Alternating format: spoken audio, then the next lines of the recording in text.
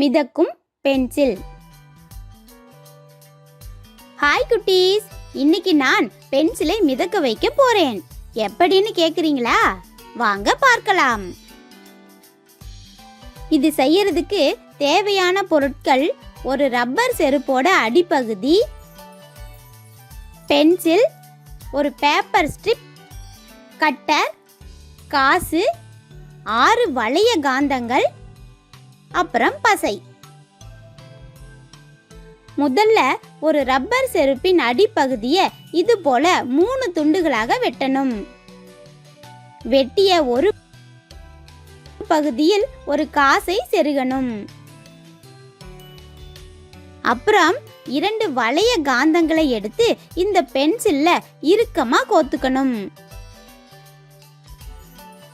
Penicillin முன்புற காந்தத்தை கவருவது போன்ற 2 காந்தங்களை முன்பகுதியில் செருக வேண்டும்.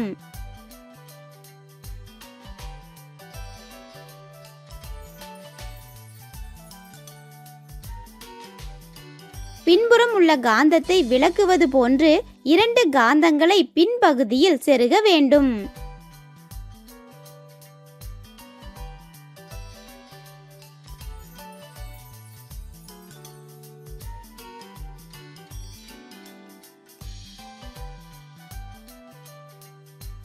இவற்றை ஒன்றோடு ஒன்று நேரா இருக்கிற மாதிரி சரி செய்துக்கணும்.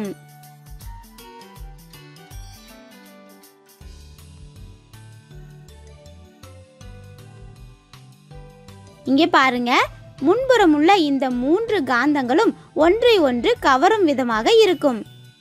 பின்புறம் உள்ள இந்த 3 காந்தங்களும் ஒன்றை ஒன்று விலக்கும். இங்கே பாருங்க, பென்சிலில் உள்ள காந்தங்களை சரி செய்து கிடைமட்டமாக வச்சுக்கலாம்.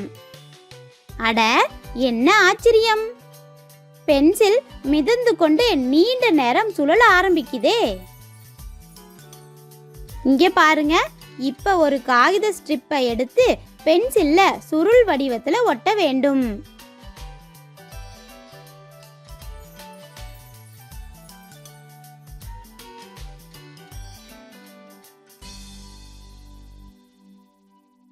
பென்சிலை இவற்றின் மேல வைத்தால் உராய்வு இல்லாம சுத்திக்கிட்டே நகர ஆரம்பிக்குதே.